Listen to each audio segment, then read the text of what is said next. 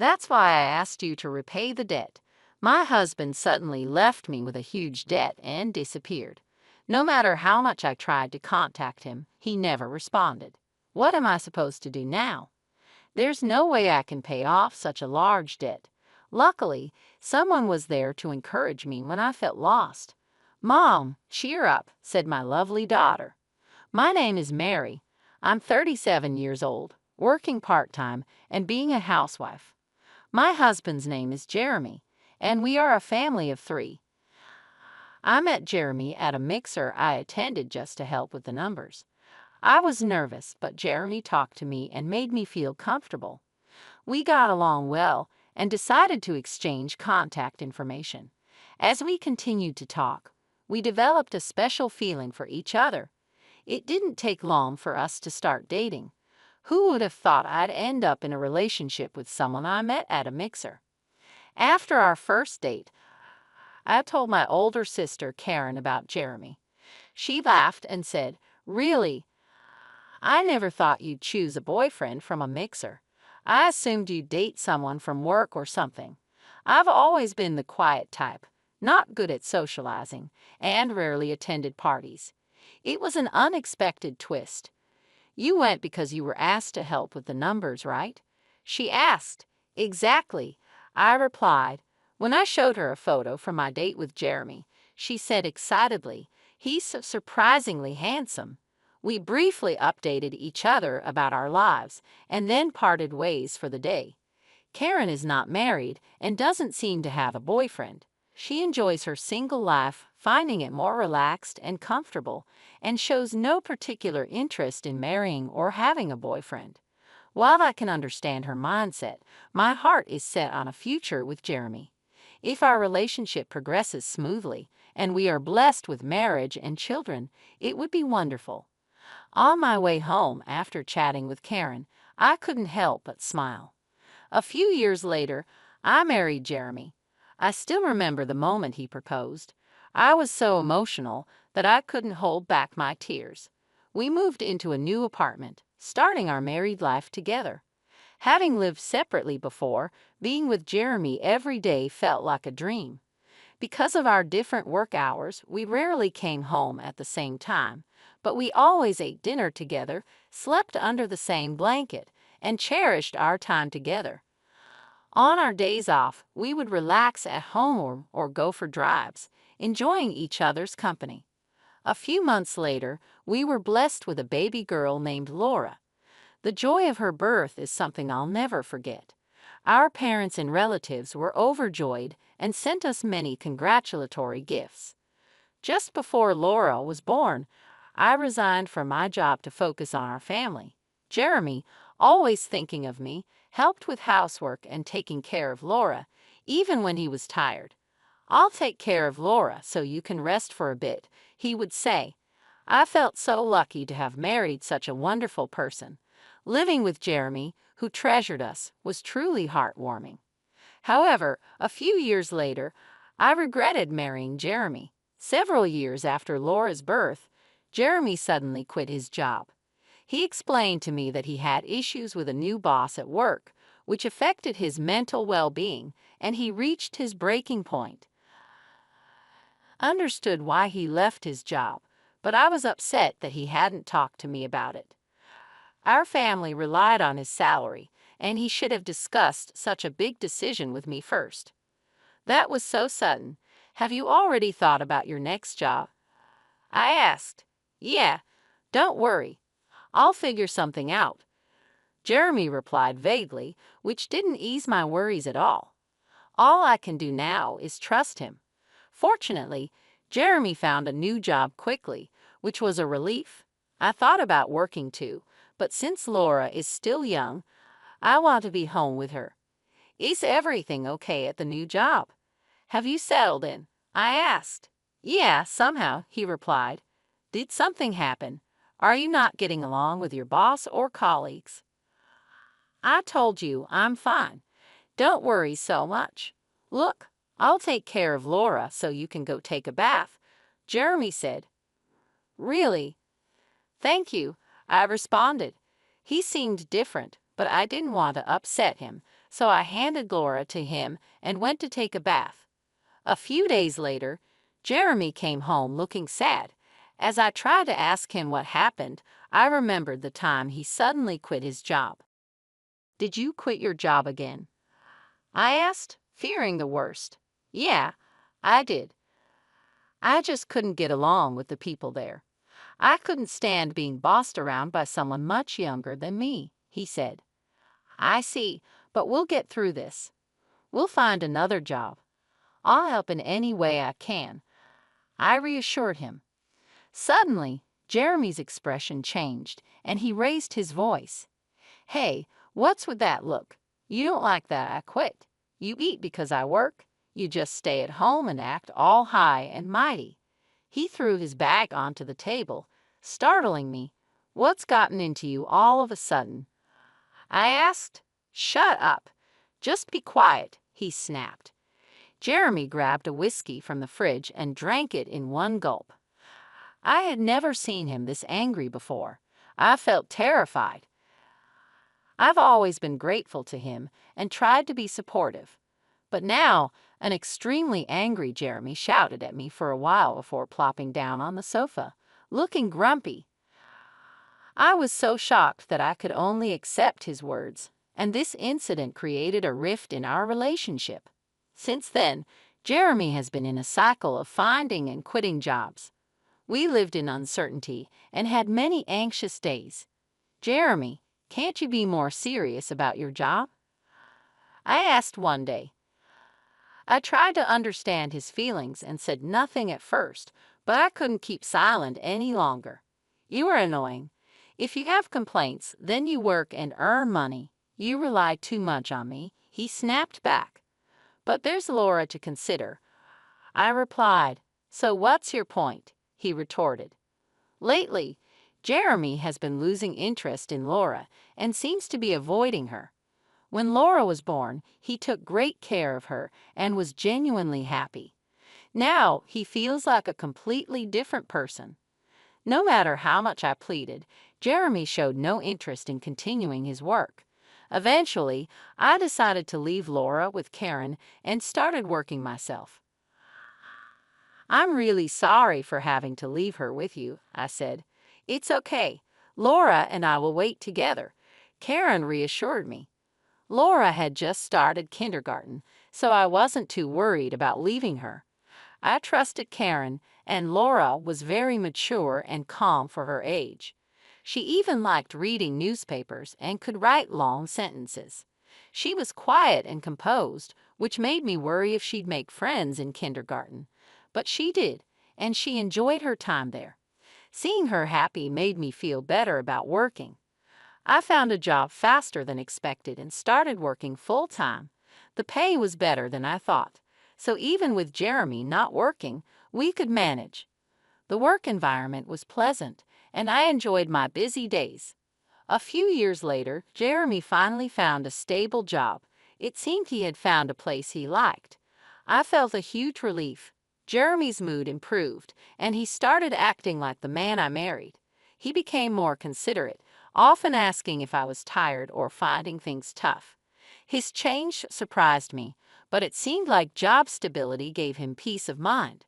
Laura was growing up healthy, and Jeremy started being a caring father again. Watching them play together warmed my heart. Still, I was anxious about leaving my job and things going back to how they were before, so I continued to rely on Karen for childcare. "How's Laura? Is she doing well?" I asked Karen. "Don't worry, she's playing happily," Karen replied. Knowing Laura was happy made me feel at ease, and I plan to keep depending on Karen's help. I have been thinking about giving Karen something she liked to show my appreciation. Several years passed, and Laura was now in 3rd grade. She went to school every day with great enthusiasm. Our family bond was strong and loving, just like before. I wondered what had caused the past problems between Jeremy and me because our home life felt stable now, almost as if those issues were forgotten. One day, Jeremy suggested, "Ever think about getting a new car?" "A new car?" I asked. "Yeah, Our current car is good, but it's getting old and hard to maintain. Our car was indeed old, and repair costs were piling up. You might be right. Maybe we should consider a new car. I knew you'd agree. By the way, I've already got some catalogs ready, Jeremy said. I was surprised by his eagerness, but we started looking through the catalogs together. Laura, come here. Which car do you want to ride in? Let's decide together, Jeremy called. The three of us enjoyed looking through the car catalogs. However, I couldn't have imagined that this day would mark the beginning of unexpected events. A few months later, the new car we chose was delivered. It was a brand new model costing over $255,000. The loan was under my name because of Jeremy's unstable work history.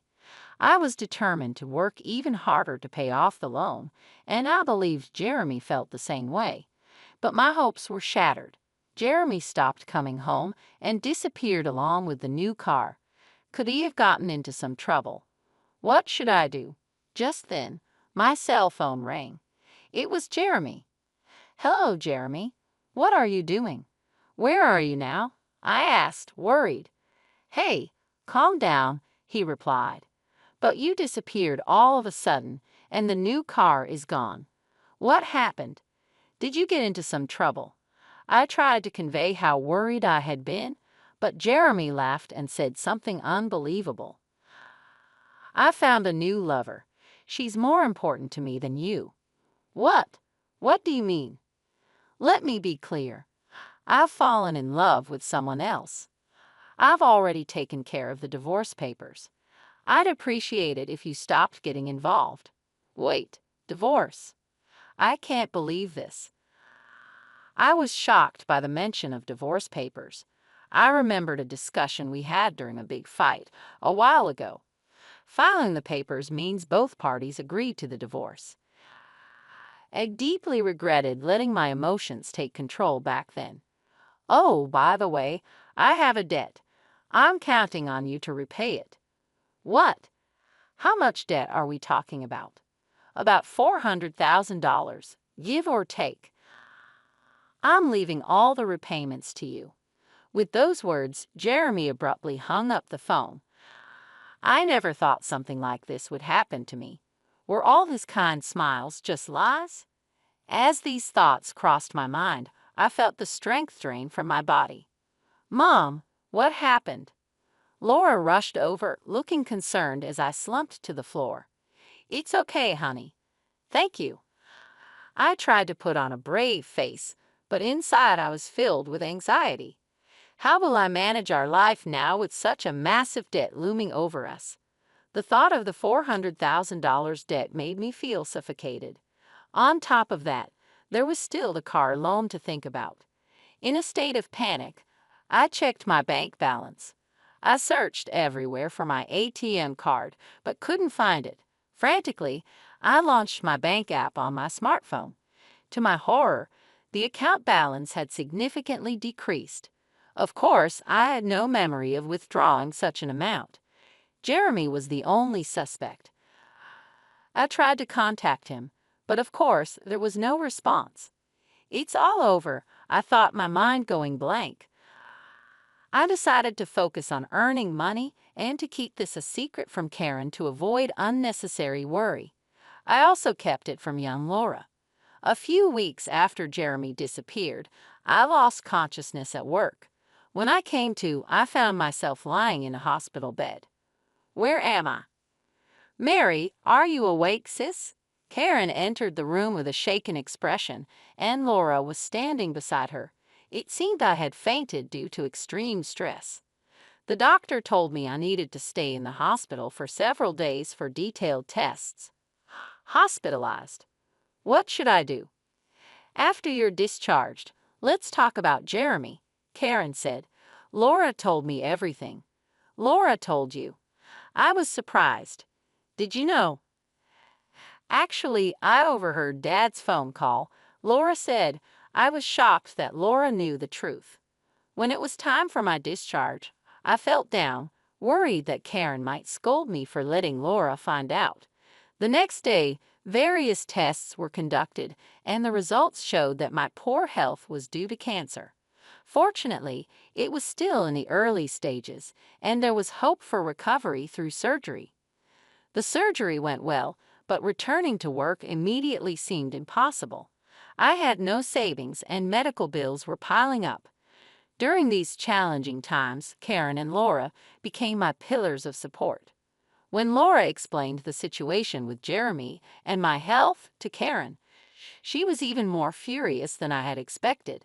Karen tried to locate Jeremy to make him repay the debt and medical bills, but his whereabouts remained unknown. We don't have any leads on Jeremy's current location. What do we do? I asked. Karen had a suggestion. The car that's under your name, Jeremy has it, right? How about we try to get it back? Is that really possible? I asked, surprised. Karen shared more information. Actually, I found out where Jeremy is currently working. He's working for a different company inside the building where I work. Though I usually work remotely, I've seen him there. Then let's go to Jeremy's place right away, I said, eager to confront him. If we didn't take action soon, he might disappear again. Karen stopped me. Don't rush. We need a solid plan, not just a hasty approach. Laura and I have come up with a good idea. That's right, a plan, Laura said, smiling. I couldn't grasp the implications behind their demeanor.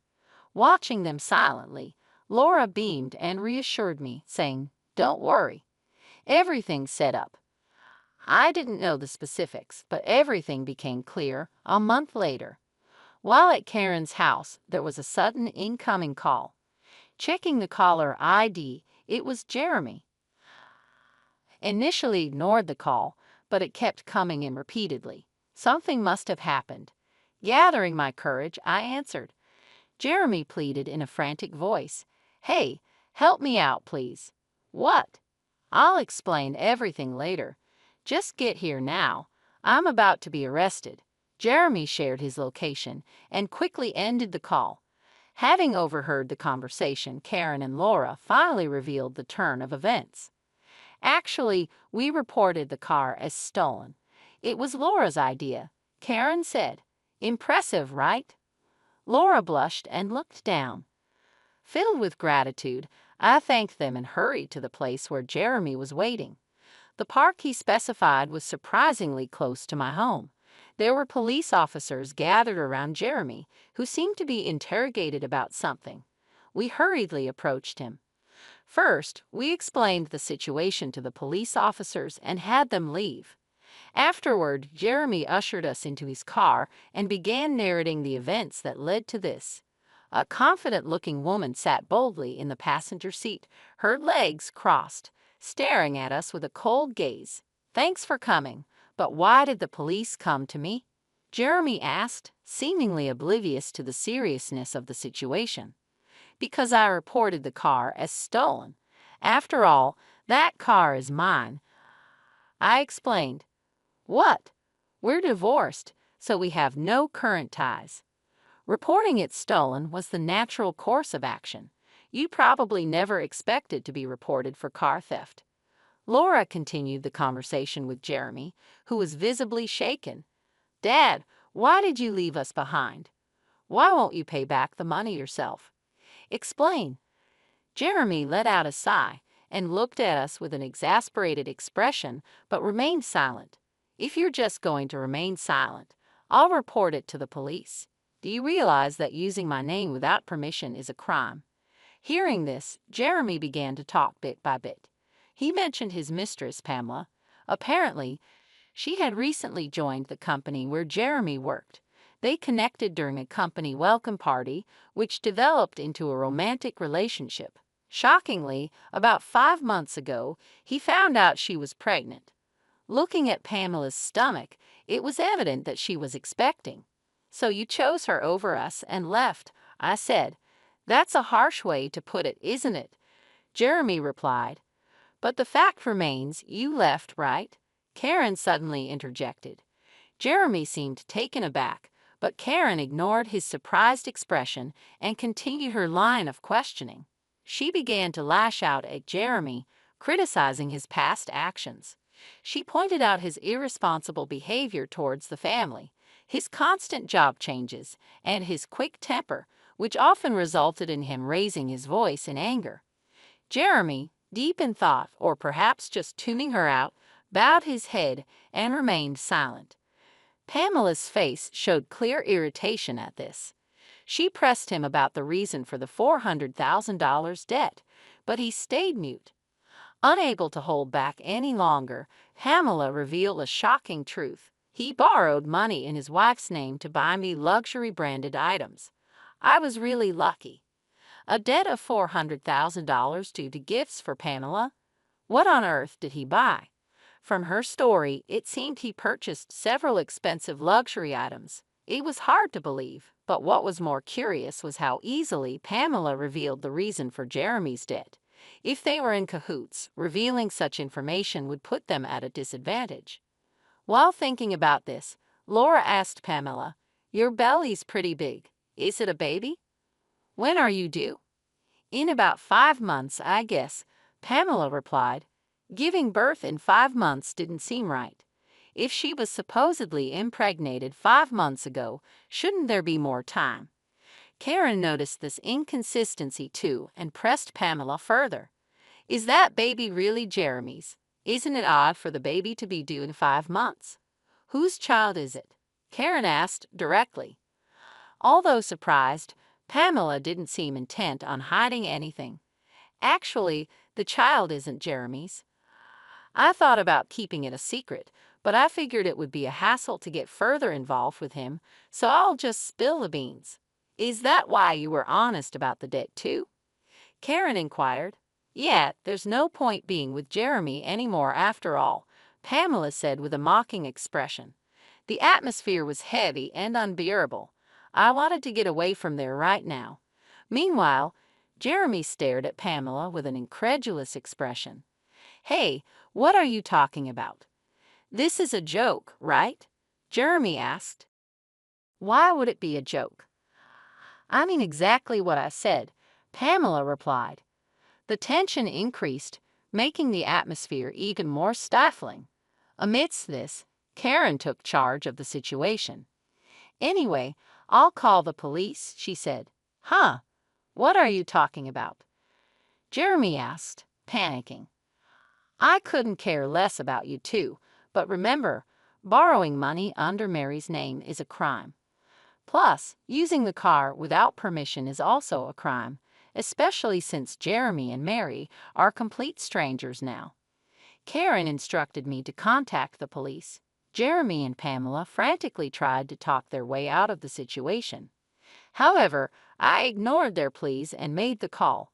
After a while, I could hear sirens approaching. This should make them face the consequences. The issues regarding the debt and the car should soon be resolved. I felt a huge relief that things were finally being sorted out. In the end, Jeremy and Pamela faced legal action. They didn't end up in prison, but they had to take responsibility by making compensation payments, repaying the debt, and paying child support. They tried to reduce the payments through lawyers, but a secret recording that Laura had made was used as evidence, so their requests were denied. Laura had made the recording because of a scene from a TV show she had watched with Karen.